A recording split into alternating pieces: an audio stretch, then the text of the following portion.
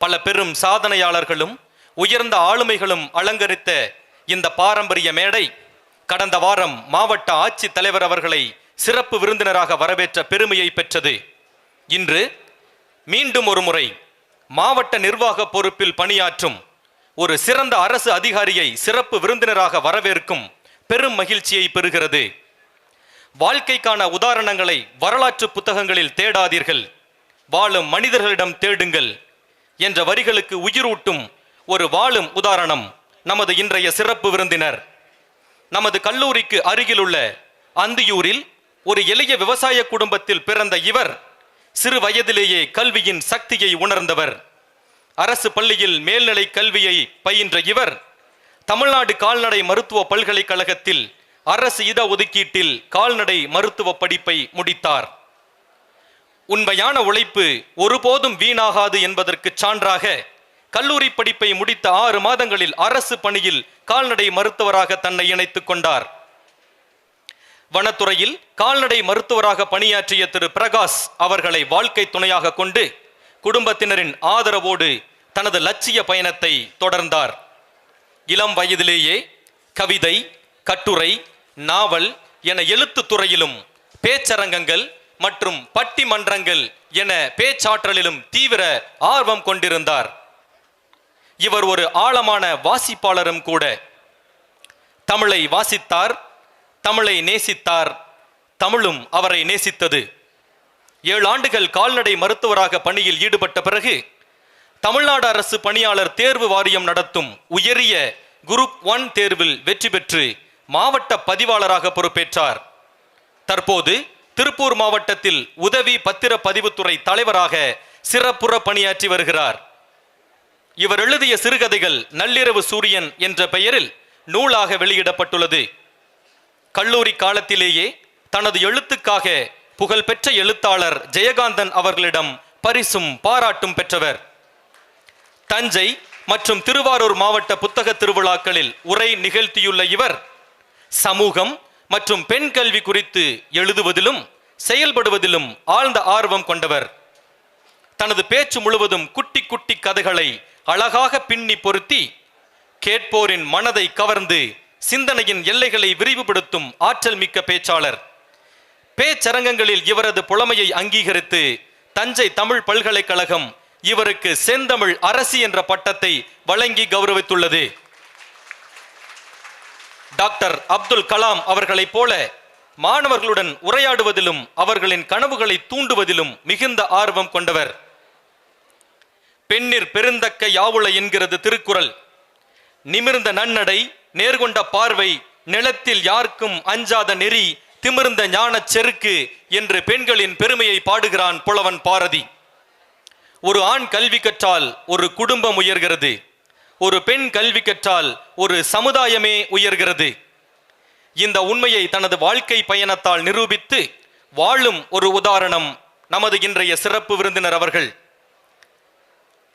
பெண்களுக்கு வாய்ப்பு கொடுத்தால் அவர்கள் முன்னேறுவார்கள் என்பது உண்மை அல்ல. பெண்களுக்கு வாய்ப்பு கொடுத்தால் அவர்கள் ஒரு சமுதாயத்தையே முன்னேற்றுவார்கள் என்பதுதான் உண்மை. நமது கல்லூரியின் 45வது ஆண்டு விழாவின் சிறப்பு விருந்தினராக இத்தகைய பெருமை கொண்டுள்ள நமது மருத்துவர் திருமதி கு கவிதா அவர்களை உங்களின் பலத்த கரகோஷங்களுடன் வரவேற்று மகிழ்கிறது சக்தி பாலிடெக்னிக் கல்லூரி.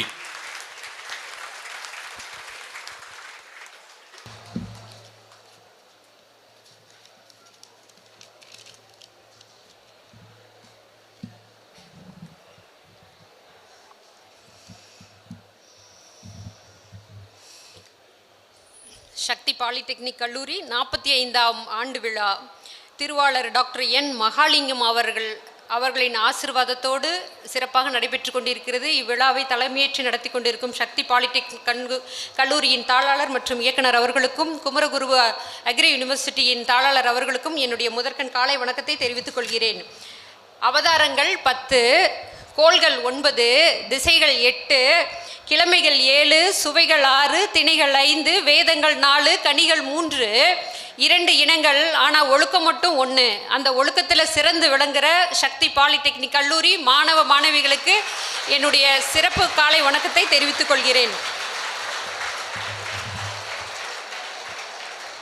ஆனால் ஆண்டறிக்கை வாசிக்கும் போது கூட இவ்வளோ அழகாக டிசிப்ளினாக உட்காந்து கவனித்த காலேஜ் பசங்க நீங்கள் தான்ப்பா. எங்கள் வெட்டினரி காலேஜில் கூட நாங்கள் இவ்வளோலாம் கவனிச்சதில்லை. அவ்வளோ பொறுமையாக அழகாக டிசிப்ளினாக. சூப்பர். இவ்வளவு சிறப்பு பெற்ற இந்த கல்லூரியில் வந்து கல்வியை பற்றி பேசாட்டி போனால் எப்படி? கற்கை நன்றே கற்கை நன்றே பிச்சை புகினும் கற்கை நன்றே. அதாவது ஜென்ரலாக நம்ம என்ன சொல்லுவாங்கன்னா, பிச்சை எடுக்கிறது வந்து ரொம்ப மோசம், ரொம்ப கீழ்த்தரமானதுன்னு சொல்லுவாங்க. ஆனால் கல்வியை பொறுத்தளவுக்கு மட்டும் பிச்சை புகினும் கற்கை நன்றே, பிச்சை எடுத்தாவது அந்த கல்வியை அடைஞ்சிடணும் அப்படின்னு சொல்கிறாங்க. ஏன்னா எதையுமே மாற்றி அமைக்கக்கூடிய சக்தி இந்த கல்விக்கு, உங்களோட படிப்புக்கு மட்டும்தான் இருக்குது. யோசிச்சு பாருங்க, காலேஜ்லேயும் சரி ஸ்கூல்லையும் சரி, அதிகமாக படித்தவன் பெரிய வேலைக்கு போய் கம்மியாக வேலை செய்வான், கம்மியாக படித்தவன் சின்ன வேலைக்கு போய் அதிகமாக பயங்கர நுட்பமாக இருக்கிற வேலையை செய்வான். கூட்டி கழிச்சு பாருங்கள், இந்த கணக்கு கரெக்டாக வரும். கரெக்டாப்பா? இங்கே இருக்கிற பசங்களுக்கெல்லாம் சொல்கிறேன், எப்படியாவது படித்து ஜெயிச்சிருங்கப்பா. ஏன்னா ஜெயிச்சவன் எழுதுனாதான் வரலாறாக இருக்கும், தோத்தவனுக்கெல்லாம் வரலாறே கிடையாது. ஜெயிச்சவன் எழுதுறது தான் வரலாறு. அவன் என்ன எழுதினாலும் அது வரலாறு தான், நம்ம படித்து தான் ஆகணும். நம்ம ஜெயிச்சிட்டோன்னு வச்சுக்கோங்களேன், நம்ம டைமுக்கு அடுத்தவன் வேலை செய்வான். ஆனால் தோத்துட்டோன்னு வச்சுக்கோங்களேன், அடுத்தவன் டைமுக்கு நம்ம வேலை செய்யணும். திருக்குறளில் ஒரு திருக்குறள் இருக்குது, கற்க கசடர கற்பவை கற்றபின் நிற்க அதற்கு தக. அதாவது கற்க கசடர கற்பவை கற்றபின் நிற்க அதற்கு தக. இதில் எங்கேயுமே துணைக்காலே வந்திருக்காது பாருங்க. ஏன்னா கல்வியோட சிறப்பு சொல்கிற ஒரு திருக்குறள், கல்வி கற்றவனுக்கு வேறு யாரோட துணையுமே தேவையில்லை, அந்த கல்வி வந்து அவனை கரை சேர்த்திடும். ஸோ அவ்வளவு சிறப்பு மிக்க இந்த கல்வியை எப்படியாவது படிச்சுட்டு வந்துருங்க.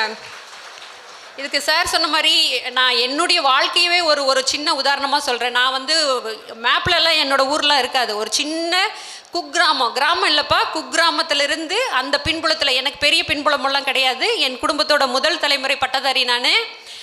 ஒரு 10th வரைக்கும் ஒரு கிறிஸ்டியன் ஸ்கூலில் தான் படித்தேன். +1 +2 அந்தியூரில் இருக்கிற கேர்ள்ஸ் ஹையர் செகண்டரி ஸ்கூலில் தான் படித்தேன். எனக்கு டாக்டர் ஆகணும்னு ரொம்ப ஆசை. என்ட்ரன்ஸில் ஒரு 0.5 மார்க்கில் போயிடுச்சு. அதுக்கப்புறம் ஆனாலும் டாக்டர் ஆகணுங்கிற ஒரே காரணத்துக்கோசரம் வெட்டினரி சேர்ந்து படிக்கிறேன். வெட்டினரி படித்து முடிச்சதுக்கப்புறம் டிஎன்பிசி எக்ஸாம் வருது. அதில் ஸ்டேட் லெவலில் 19th ரேங்க் எடுத்து கவர்மெண்ட் வெட்டினரி டாக்டராக ஜாயின் பண்ணுறேன். ஜாயின் பண்ணி ஒரு 7 வருஷம் கவர்மெண்ட் சர்வீஸில் இருக்கும் பொழுது குரூப் 1 எக்ஸாம் வந்து என்னுடைய நண்பர்கள் மூலமாக அறிமுகமாகுது. அதில் செலக்ட் ஆகி இன்றைக்கி வந்து நான் வந்து ஒரு மாவட்ட பதிவாளராக இருக்கேன். அப்படின்னா நான் படித்த கல்வி தான் காரணம். கல்வி வந்து எதையுமே மாற்றி அமைக்கும்.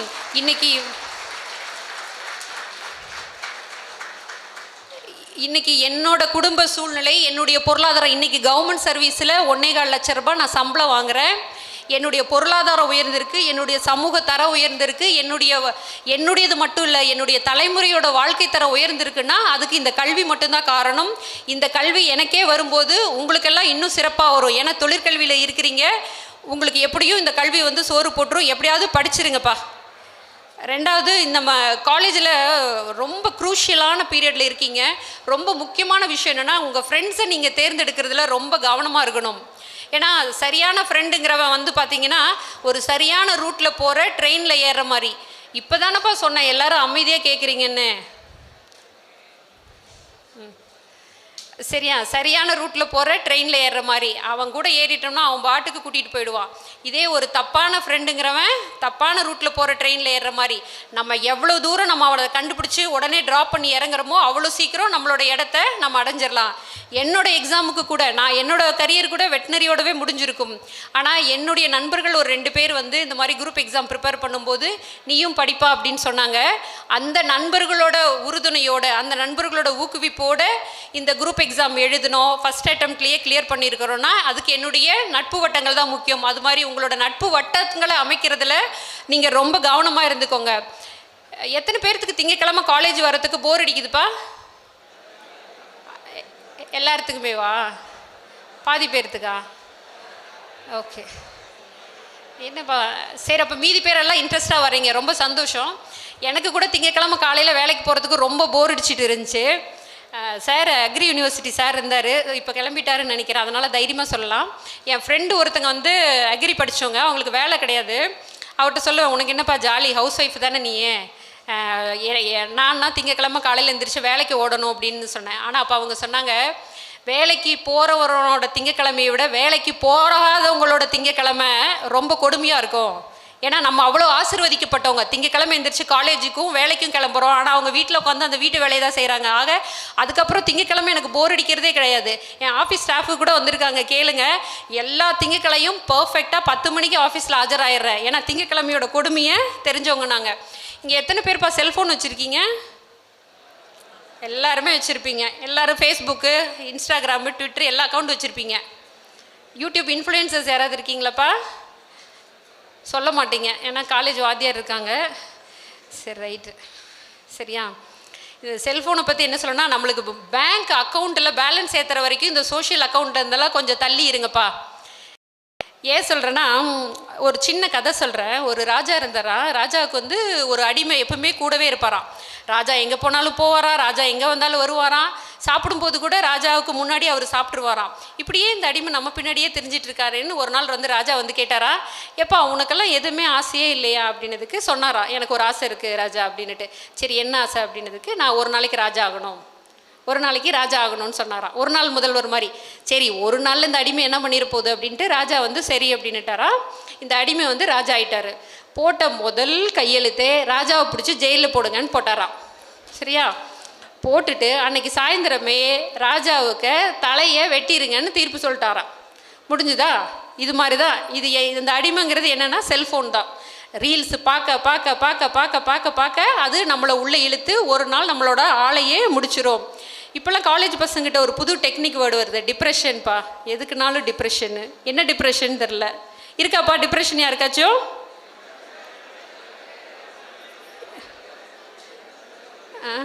தாத்தா பாட்டிக்கு இல்லாத டிப்ரெஷன், அப்பா அம்மாவுக்கு இல்லாத டிப்ரெஷன், நம்ம அண்ணன் வகைராவுக்கெல்லாம் இல்லாத டிப்ரெஷன் நமக்கு வருது. காரணம் என்னென்னா செல்ஃபோன் தான். அந்த எவ்வளோக்கு எவ்வளோ ரீல்ஸு போகிறதோ அவ்வளோக்கு அவ்வளோ மண்டையில் எதுவுமே நிற்கிறதே கிடையாது. அது பாட்டுக்கு எவ்வளோக்கு எவ்வளோ உள்ளே வருதோ அவ்வளோக்கு அவ்வளோ வெளியில் போகுது. நம்மளுக்கு டிப்ரெஷனாக உள்ளே தங்குது. இப்போல்லாம் ஹேங் ஓவர் வந்து ட்ரிங்க்ஸ் பண்ணுறவங்கள விட செல்ஃபோன் பார்க்குறவங்களுக்கு தான் அதிகமாக இருக்கான். வீட்டில் எரிஞ்சு விழுகிறது, கோவமாக பேசுகிறது, இது எல்லாமே அதிகமாக ரீல்ஸ் பார்க்குற பசங்க பிள்ளைகளுக்கு தான் இருக்குதான். பிள்ளைகளும் இதிலெல்லாம் சளைக்கிறது இல்லை. பிள்ளைகளும் சரியாக ரீல்ஸ் பண்ணுறாங்க தானே? பண்ணுறாங்களாப்பா? பண்ணுறாங்க. ரைட், சரி. காலேஜ் வந்துட்டு தைரியத்தை பற்றி பேசாமல் போனால் எப்படி? வெற்றிக்கும் தோல்வி பெற்றவனுக்கும் இடையில் ஃப்ராக்ஷன் ஆஃப் செகண்ட் தான் வித்தியாசம். ஒரு 100 மீட்டர் ஓட்டப்பந்தயத்தில் ஓடுற ஒரு பையன் ரெண்டாவதாக வர்ற பையனுக்கும் மிஞ்சி மிஞ்சி போனால் எவ்வளோ, ஒரு 30 செகண்ட்ஸ் கூட ஒரு டிஃப்ரென்ஸ் இருக்காது. நான் வரும்போது எனக்கு ஒரு நண்பர் சொல்லிட்டு வந்தார் ஒரு கதை இல்லை, அது உண்மை சம்பவம் தான். எனக்கு அதை வச்சு சொல்ல ட்ரை பண்ணுறேன். நிலாவுக்கு வந்து போகிறதுக்கு ஒரு டீம் ரெடி பண்ணி போயிருக்காங்க. அப்போ போகும்போது அவங்களுக்கு நம்ம ஏர்த்துலேருந்து, அதாவது நாசாவிலேருந்து இன்ஸ்ட்ரக்ஷன் கொடுக்குறாங்க யார் முதல்ல இறங்கணும் அப்படின்ட்டு. அவ்வளோதான், ஒரு 5 மில்லி செகண்ட் தான் அவங்களுக்கு டைம். 1 2 3 4 5ங்கிறதுக்குள்ளே இறங்கணும். அதில் ஃபஸ்ட்டு போகிறவர் அந்த பைலட் வந்து பார்த்திங்கன்னா எட்வின்னு, அவர் இறங்கலை. 1 2 3 4 5 சொல்லும்போது இறங்கலை. அடுத்த சான்ஸ் அடுத்த ஆளுக்கு வரும்போது நீல் ஆம்ஸ்ட்ராங் வந்து முதல்ல கால் வைக்கிறாரு. ஸோ அந்த ஒரு ஃப்ராக்ஷன் ஆஃப் செகண்டில் நீல் ஆம்ஸ்ட்ராங் வந்து சரித்திரம் படைச்சிட்டாரு, இந்த வரலாற்றில் இருந்துட்டார். அது மாதிரியான வாய்ப்புகளை யாருமே நீங்கள் இழந்துடக்கூடாது. அந்த மாதிரியான ஒரு 30 செகண்ட் எல்லாம் உங்கள் வாழ்க்கையிலையும் வரும். அந்த வாய்ப்பை பயன்படுத்திட்டு நீங்கள் எல்லாரும் முன்னுக்கு வரணும்னு சொல்கிறேன். நம்ம எல்லாருமே ஜென்ரலாக இந்த பாலிடெக்னிக் காலேஜ் வந்த எல்லா பசங்களுமே கடந்து போயிருப்போம், பொண்ணுகளும் கடந்து போயிருப்போம். என்னென்னா அவமானம். சொந்தக்காரங்கெல்லாம் கேட்டிருப்பாங்க, ஏன் டிப்ளமோ சேர, ஏன் என்ஜினியரிங் சேரல, +1 ஏன் படிக்கல, +2 ஏன் படிக்கல. இந்த அவமானத்தை எல்லாம் என்ன பண்ணுங்கள், ஒரு நாள் சேர்த்து வச்சுக்கோங்க, இங்கே மண்டையில் பதிய வச்சுக்கோங்க. எந்த சொந்தக்காரனையும் விட்டுறாதீங்க. எந்த சொந்தக்காரன்லாம் உங்களை அவமானப்படுத்தினானோ அவனை எல்லாம் பதிய வச்சுக்கோங்க. ஒரு நாள் உங்களுக்கு இந்த ஸ்டேஜ் கிடைக்கும். அந்த ஸ்டேஜில் வந்து உங்களோட வெற்றியை நீங்கள் பேசணும் அப்படின்னு நான் ரொம்ப ஆசைப்பட்றேன். அமெரிக்க ஜனாதிபதி, முன்னாள் ஜனாதிபதி ஆப்ரஹாம் லிங்கன் எல்லாத்துக்கும் தெரியும்னு நினைக்கிறேன். அவர் வந்து ஒரு டைம் ஒரு கூட்டத்தில் வந்து பேசிகிட்டு இருக்காரு. அப்போது வந்து அந்த கூட்டத்தில் எதிர்த்தாப்புல உட்காந்துருந்த ஒருத்தர் வந்து கேட்குறாரு, ஆப்ரஹாம் அப்படின்னு சொல்கிறாரு. உடனே பசங்களாம் யோசிக்காதீங்க, அவங்களாம் தமிழ் பேசுனாங்களான்னு. அவங்களாம் இங்கிலீஷ் தான் பேசுனாங்க, தமிழில் கன்வெர்ட் பண்ணி சொல்கிறோம். ஆப்ரஹாம் அப்படின்னு சொல்கிறாரு. உடனே காவலாளிகள்லாம் அவரை அரெஸ்ட் பண்ண ட்ரை பண்ணுறாங்க. ஆப்ரஹாம் வந்து சிரிச்சுக்கிட்டு இல்லை விடுங்க அப்படின்னு சொல்கிறாரு. அப்போ அவர் வந்து சொல்கிறாரு, ஆப்ரஹாம் நீ வந்து ஒரு செருப்பு தைக்கிற தொழிலாளியோட பையங்கிறத மறந்துடாத. உங்கள் அப்பா தச்சு கொடுத்த செருப்பை தான் நான் இன்றைக்கி போட்டுட்டு வந்திருக்கேன் அப்படிங்கிறாரு. ஆப்ரஹாம் லிங்கன் வந்து ஒரு நிமிஷம் கவனிக்கிறாரு. கவனிச்சுட்டு அவருக்கு எதிர்வினை எப்படி ஆற்றாருன்னு பாருங்கள். ரொம்ப நன்றி சகோதரரே, எங்கள் அப்பாவோட உழைப்பு வந்து ரொம்ப பெருசு. அவர் தச்சு கொடுத்த செருப்பு இவ்வளோ நாள் உழைக்கிறதுங்கிறது எனக்கு அவ்வளோ பெரிய சந்தோஷம். எங்கள் அப்பாவோட உழைப்பு அவ்வளோ பெரிய உழைப்பு. இன்னொரு வாட்டி சொல்கிறேன், அந்த செருப்பு இன்னொரு வாட்டி அருந்து போச்சுன்னா எங்கிட்ட எடுத்துகிட்டு வாங்க. ஏன்னா அந்த செருப்பை தைக்கவும் தெரியும், இந்த நாட்டை ஆளவும் தெரியும் அப்படின்னு சொல்கிறாரு. ஸோ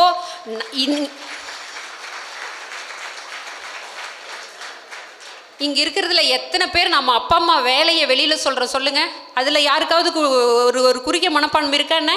எங்கள் அப்பா விவசாயி, எங்கள் அப்பா தொழிலாளி, எங்கள் அப்பா நெசவாளி, எங்கள் அப்பா ஸ்வீப்பர்னு சொல்கிறதுல யாருக்காவது அவமானம் இருக்கான்னு? தயவு செய்து அந்த மாதிரியான ஒரு எண்ணம் இருந்தால் அது இன்னிலேருந்து விட்டுருங்க.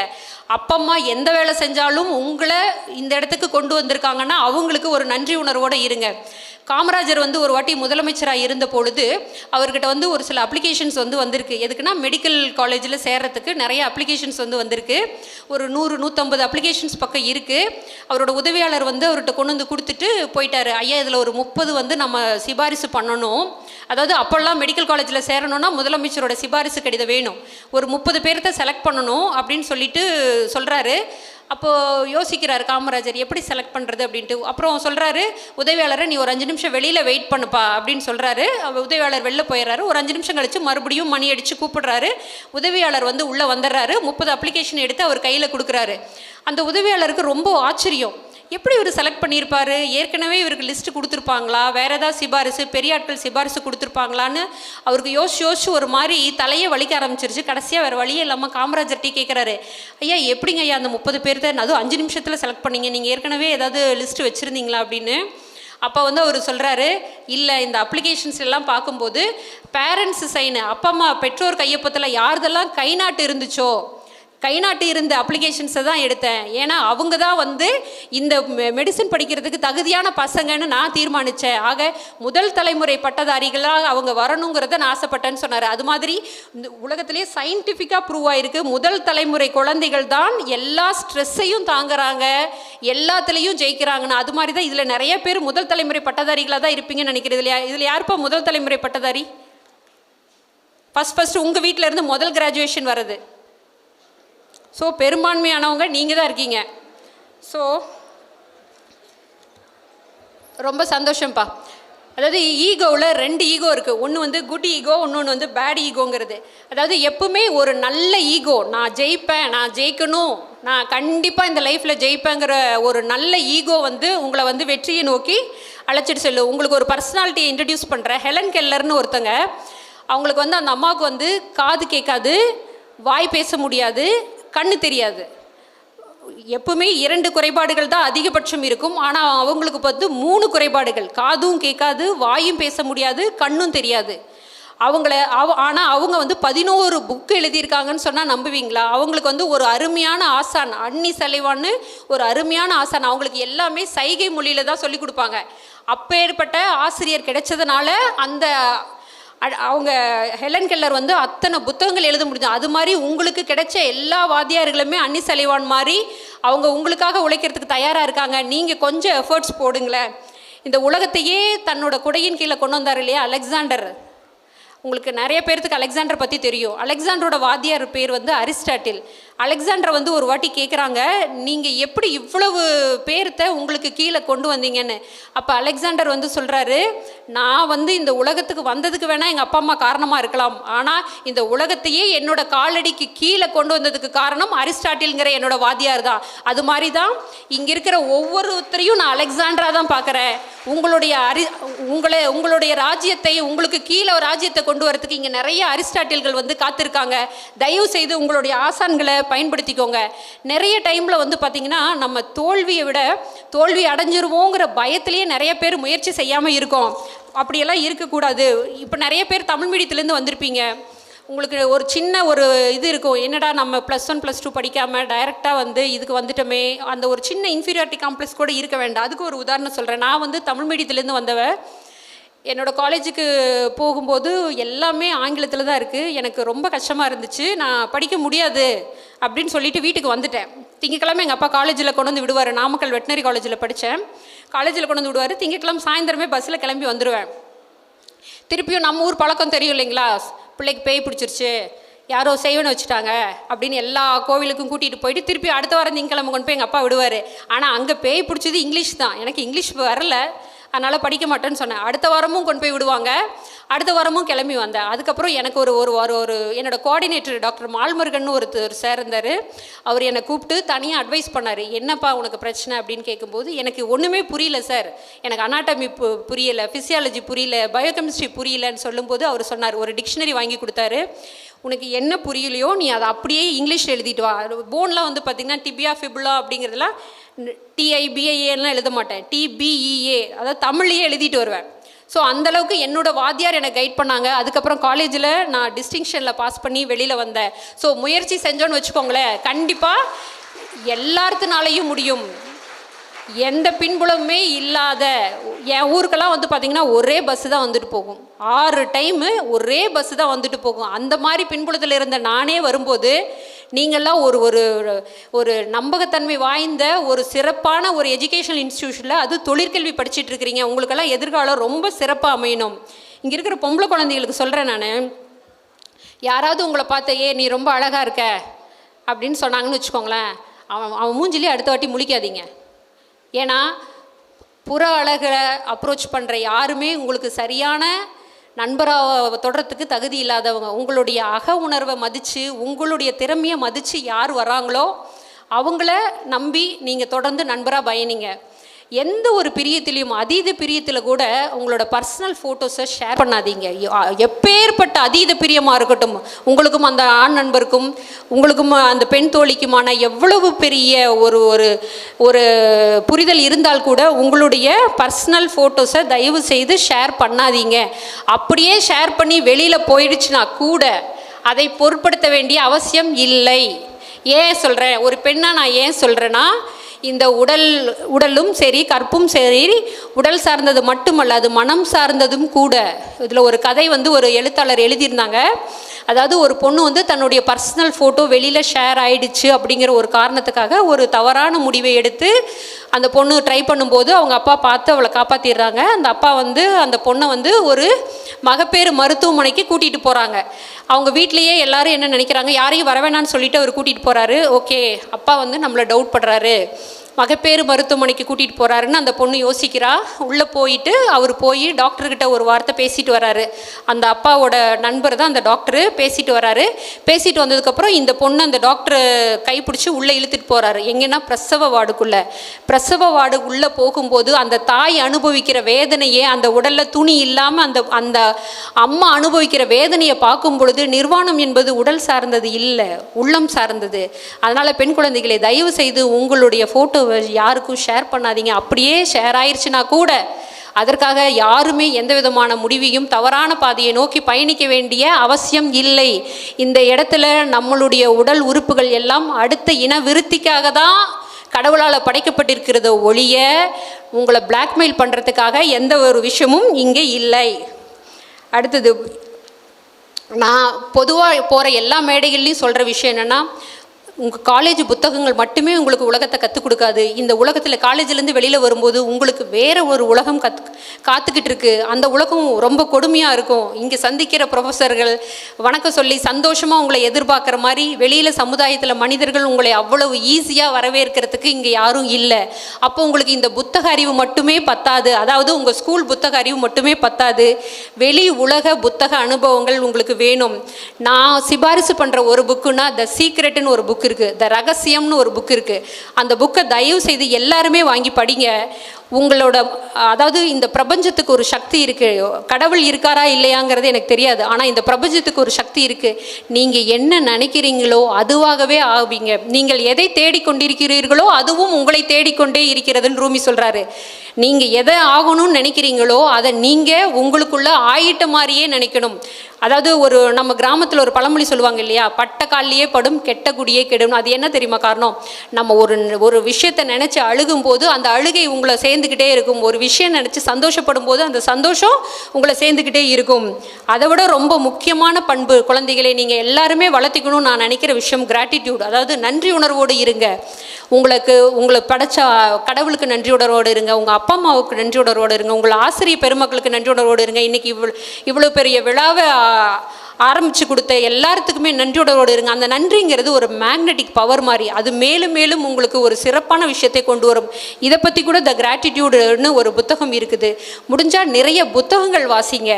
புத்தகம் வாசிக்கும் பொழுது உங்களுடைய அறிவு விரிவடையும். அதன் மூலம் நீங்கள் இந்த உலகத்தை சந்திப்பதற்கு இன்னும் ஒரு வருஷமோ 2 வருஷமோ கழிச்சு நீங்கள்லாம் காலேஜ் வெளியில் வரும்போது இந்த சமுதாயத்தை எதிர்கொள்கிறதுக்கு உங்களுக்கு இந்த புத்தக வாசிப்புகள் ரொம்ப உதவியாக இருக்கும்.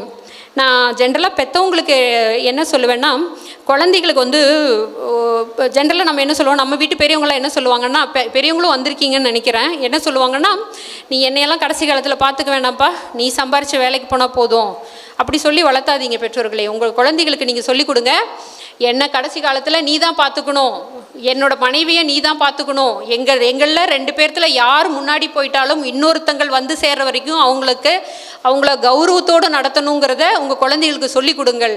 உலகத்திலேயே கொடுமையான கண்ணீர் எது தெரியுங்களா? தாயோட கண்ணீர் தான். அதை பார்த்துறாதீங்க குழந்தைகளே. உங்களுடைய பெற்றவங்களோட கண்ணீரை வரவழைச்சி விடாதீங்க. ஏன்னா உங்களை எல்லாத்தையும் என்னன்றி கொன்றார்க்கும் உய்வுண்டாம் உய்வில்லை செய்நன்றி கொன்ற மகற்கு. அதாவது எந்த நன்றியை கொன்றவர்களுக்கும், ஏன் ஆசிரியர் செஞ்சதை கூட நீங்கள் மறந்துட்டு போயிடுங்க, ஆனால் கொன்ற மகற்குன்னு சொல்கிறாங்க, தாய் தந்தை செஞ்ச நன்றியை என்றைக்குமே மறந்துடாதீங்க. அவங்களுக்கு நீங்கள் தான் இருக்கணும். அதை உங்களுடைய கல்வி மட்டுமே கொண்டு சேர்த்தோம். அதுக்கப்புறம் நான் குரூப் எக்ஸாம் எப்படி ப்ரிப்பேர் பண்ணேன்னு ஒரு 5 மினிட்ஸில் முடிச்சிடுறேன். அதாவது உங்களுக்கு இப்போ டிப்ளமோ முடிச்சதுக்கப்புறம் ஸ்கோப்பு என்ஜினியரிங் மட்டும் கிடையாது, குரூப் எக்ஸாம் இருக்குது. நான் வெட்டினரி டாக்டர் எக்ஸாம் ஆகி செலக்ட் ஆனதுக்கப்புறம் குரூப் 1 எக்ஸாம் போனேன். இது மாதிரி உங்களுக்கு நிறைய வாய்ப்புகள் இருக்குது. குரூப் 4லேருந்து, விஏஓ எக்ஸாம்லேருந்து, குரூப் 2லேருந்து, 2ஏலேருந்து, குரூப் 1லேருந்து, குரூப் 1ஏலேருந்து அவ்வளவு வாய்ப்புகள் இருக்குது. டைரெக்டாக சிவில் சர்வீஸ் எழுதுறது ஒரு பகுதி, அது சென்ட்ரல் கவர்மெண்ட்டோட எக்ஸாம். இது தமிழ்நாடு கவர்மெண்ட்டோட இவ்வளவு எக்ஸாம்ஸை உங்களுக்கு கண்டக்ட் பண்ணுது. அதுலேயும் டாப் போஸ்ட்னா குரூப் 1ல் இருக்கிற போஸ்ட் தான். அதில் deputy collector, district registrar, DSPs, assistant commissioner, commercial tax, DFOs, district fire officers. So இந்த மாதிரி அவ்வளவு போஸ்ட் இருக்குது. இது எல்லாத்துலேயுமே 10 to 15 வருஷத்தில் உங்களுக்கு conferred IAS, conferred IPS, conferred IFS உங்கள் தமிழ்நாடு கேடர்லேயே ஒர்க் பண்ணுறதுக்கான அவ்வளவு வாய்ப்புகள் இருக்குது. நீங்கள் காலேஜில் படிக்கிறத விட எந்த குரூப் எக்ஸாமுமே எனக்கு தெரிஞ்சு கஷ்டமாக இல்லை. ஸோ எல்லாருமே என்னை கேட்டால் பெஸ்ட்டு ஸ்டூடெண்ட்ஸு, அதுக்கு கீழே இருக்க ஸ்டூடெண்ட்ஸ் எல்லாம் கிடையாது, எல்லா ஸ்டூடெண்ட்ஸுமே ப்ரிப்பேர் பண்ணுங்கள். இப்போ காலேஜிலேருந்தே படிங்க. ஏன்னா இப்போ காலேஜில் படிக்கும்போது நீங்கள் தொழிற்கல்வி தான் படிக்கிறீங்க, உங்களுக்கு கொஞ்சம் படிக்கிறதுக்கு நிறைய டைம் கிடைக்கும். ஒரு 6th to 10th புக்ஸை கலெக்ட் பண்ணுங்கள், படிக்க ஆரம்பிங்க. கண்டிப்பாக நீங்களும் வெளியில் வரும்போது ஒரு குரூப் 1 ஆஃபீஸராக, ஒரு சிவில் சர்வெண்ட்டாக வெளியில் வருவீங்க. ஸோ வாய்ப்பு கொடுத்தமைக்கு நன்றி. தேங்க்யூ.